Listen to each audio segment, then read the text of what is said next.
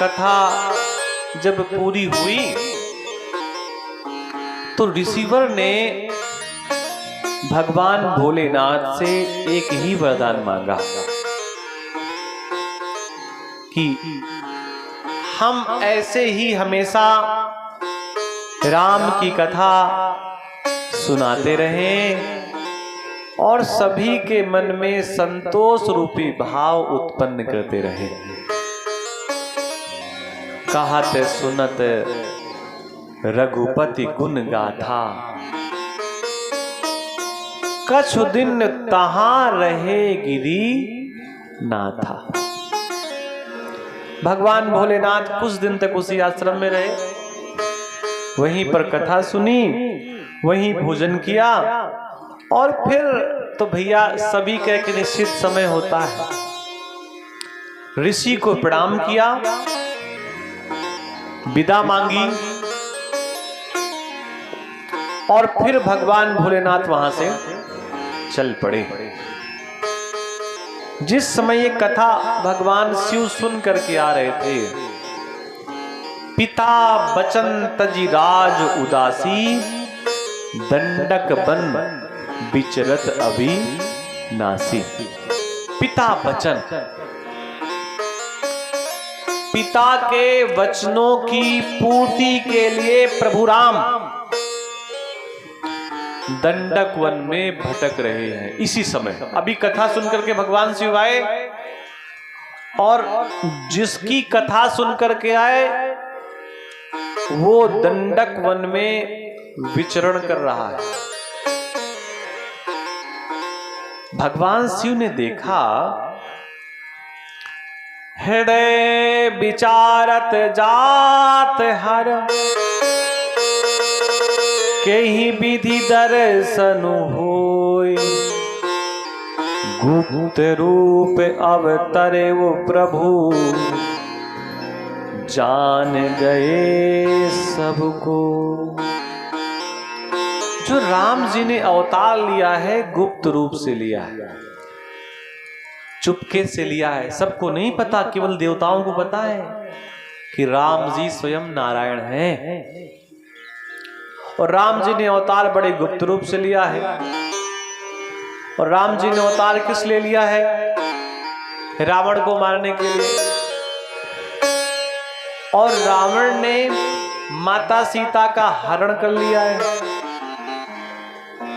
और भगवान शंकर बड़े उदास, भगवान राम जी बड़े उदास हैं। और उदास हो करके राम जी रुदन कर रहे हैं, रो रहे हैं। क्योंकि जब राम जी ने मनुष्य की लीला स्वीकार की तो मनुष्य के जैसी लीला भी तो करनी पड़ेगी। मनुष्य करता क्या है? कोई थोड़ा सा संकट आए तो रोने लगता है। और राम जी के तो जीवन में भी संकट आया है, क्योंकि माता सीता का हरण रावण ने किया है। और अगर राम जी ने मनुष्य की लीला कर रहे हैं तो जिस प्रकार मनुष्य रोते हैं उसी प्रकार राम जी भी रो रहे हैं।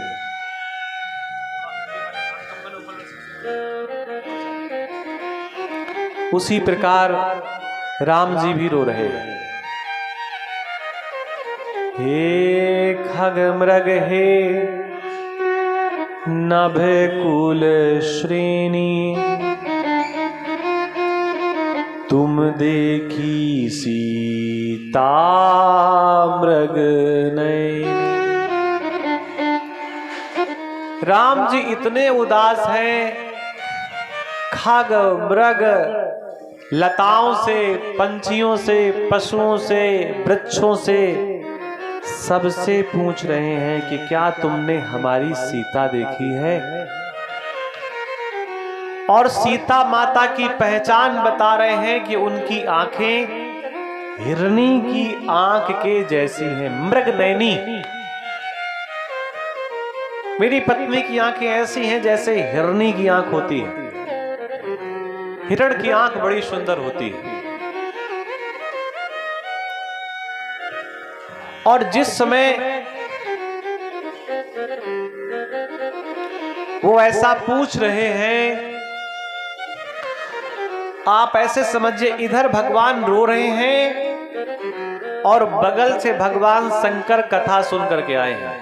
बहुत ध्यान से समझना। और भगवान शंकर को लगा कि मैं राम जी को प्रणाम करूं, लेकिन राम जी लीला कर रहे हैं रोने वाली। जब से सीता माता का हरण हुआ है तो रावण ने अपने 2 चेलों को राम जी के पीछे लगा दिया है कि इनकी हरकत देखते रहना, ये क्या कर रहे हैं, कौन है, कहीं भगवान तो नहीं है। अब आप कल्पना करिए, अगर भगवान शंकर जो रावण के गुरु हैं, अगर वो राम जी को प्रणाम करेंगे और रावण के चेलों ने शिव को राम को प्रणाम करते देखा, तो तत्काल चेले जाकर के लंकापति रावण से बताएंगे कि जिनकी भार्या को तुमने हरण किया है वो साधारण नहीं है, उनको तो शंकर भगवान भी प्रणाम कर रहे हैं। तो लीला गड़बड़ हो जाएगी। तो महादेव को ऐसा लगा कि सामाजिक दृष्टि से किसी को प्रणाम ना करना हो तो गुरु ही प्रणाम मन ही मन कीना। उनको लगा मन से प्रणाम कर लेते हैं। आप ऐसे समझो, आप किसी बड़े देव स्थान के निकट से निकल रहे हैं और आप ट्रेन में बैठे हैं। अब ट्रेन में बैठे हैं, आप सतना जा रहे हैं, पन्ना जा रहे हैं, रास्ते में चित्रकूट धाम दिखाई दिया, मैहर वाली देवी दिखाई दी। अब ट्रेन तो टिकट तो आपकी दूर तक की है, आपके पास समय नहीं है, आप माता के पास नहीं पहुंच सकते, तो ट्रेन में बैठे बैठे जय माता की, जय माता की, जय माता की हो जाता है। वही भरी लोचन छब सिंधु निहारी। प्रभु के दर्शन कैसे करने चाहिए? भरी लोचन, क्योंकि प्रभु दुख की मुद्रा में है, इसलिए भरी लोचन, आंखों में अश्रु भर के भगवान शिव ने प्रणाम किया। कुसमय, समय अच्छा नहीं था। कुसमय जानी न कीन चिन्हारी, समय अच्छा नहीं था, इसलिए उन्होंने अपना परिचय नहीं बताया। और एक बात और कह दी, जय सच्चिदानंद जग पावन, अस कहीं चले मनोज न सावन। भगवान शिव ने एक बार कामदेव को नष्ट कर दिया था, और कामदेव का नाम मनोज है, तो यहां पर चौपाई आई मनोज नसावन। मनोज का नाश करने वाले भगवान शिव जय सच्चिदानंद कह करके चल पड़े। बगल में माता सती थी। माता सती ने विचार किया, शंकर जगत बंधु जगदीशा। जगदीश कहते हैं श्री हरि विष्णु को। हम लोग गाते ना, ओम जय जगदीश हरे, और जगदीशा कहते हैं भगवान शंकर को। तो शंकर जगत बंधु जगदीशा, और सुर नर मुन सब नामई सीसा। सभी प्रणाम करते किसको? भगवान शंकर को।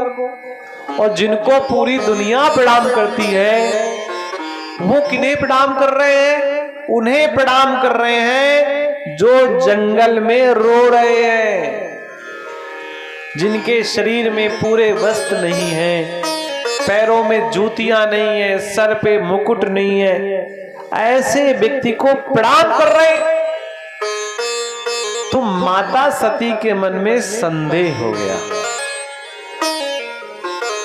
कथा के अनुसार ये दूसरी बार संदेह हुआ है। एक बार संदेह किसके प्रति हुआ? कथा सुनाने वाले के प्रति, कि ये क्या कथा सुनाएंगे, खुद ही प्रणाम कर रहे हैं। और दूसरी बार संदेह हुआ अपने पति के प्रति, जो स्वयं सभी प्रकार के कर्म करने में सक्षम है। मन में संदेह हुआ कि पता नहीं क्यों प्रणाम कर रहे हैं। अच्छा, फिर मन में भाव जगा, हो सकता है भांग खा के आए हो भगवान शंकर, तो होश ना रहा हो सकता है दिमाग डिस्टर्ब हो, इसलिए बार बार प्रणाम कर रहे हैं। शंकर जगत बंधु जगदीशा, मन में संदेह उत्पन्न हुआ। संदेह कह लो या शंका कह लो, इनका समाधान नहीं है। अगर एक बार किसी व्यक्ति के प्रति किसी भाव में संदेह हो गया तो संदेह आसानी से मिटता नहीं है। रात्रि के समय रस्सी पड़ी हो, अंधेरा हो, हाथ रस्सी में पड़ जाए, तत्काल संदेह हो जाता है कि कहीं सर्प तो नहीं है। और संदेह का भूत कब भागता है? जब पर्याप्त प्रकाश वहां पर दिखाई दे। अच्छा, माता सती के मन में संदेह तो हुआ, लेकिन माता सती संकोच में भगवान शंकर से उन्होंने कुछ कहा नहीं। यद्यपि प्रकट न कहो भवानी, हर अंतर्यामी सब जानी। शिव तो अंतर्यामी है और शिव सब जान गए कि माता सती के मन में क्या चल रहा है। लागे न उर उपदेश, यद्यपि कहे शिव बार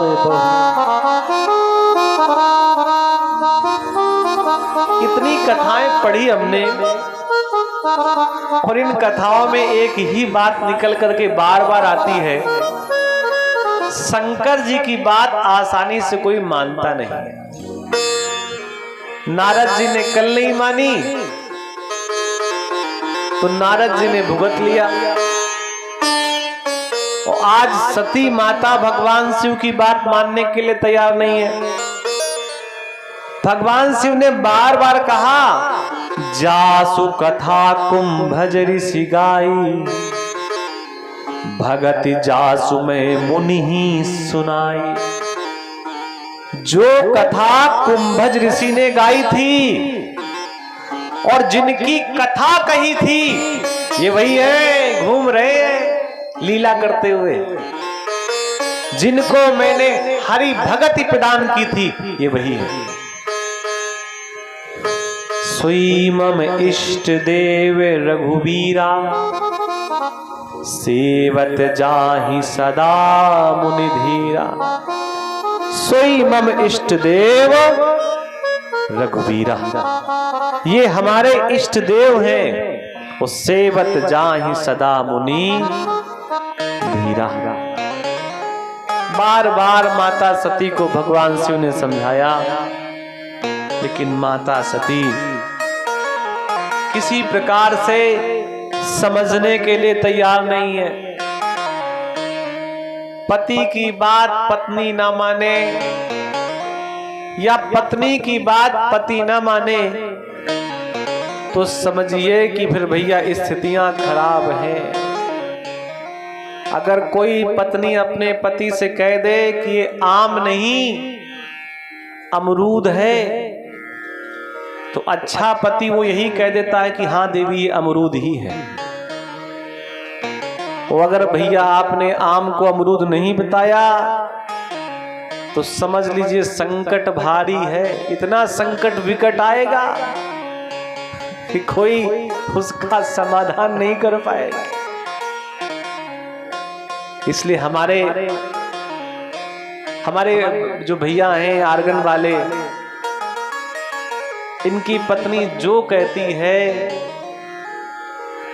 ये वही करते हैं, और इसी कारण इनके चेहरे पे मुस्कुराहट हमेशा बनी रहती है। इनकी पत्नी ने कल कहा कि मेरा ऐसा मन है कि आप करेला खाएं।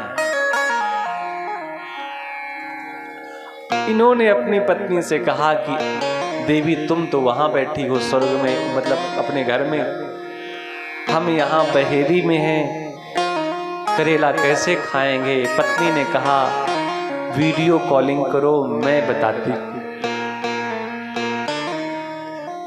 उसने धीरे धीरे बताया कैसे छीलना है, कैसे काटना है प्रेम से पतला पतला, फिर तेल वगैरह सब। फिर भैया जो इन्होंने करेला बनाया बड़ा स्वाद आया। इसलिए सुखी जीवन चाहते हैं तो जो देवी कह दे वही सत्य है, झूठ तो हो ही नहीं सकता। और कल ही हमको पता चला कि भैया करेला बड़ा अच्छा बनाते हैं। शंभु का किसी प्रकार का उपदेश माता सती को अच्छा नहीं लगा,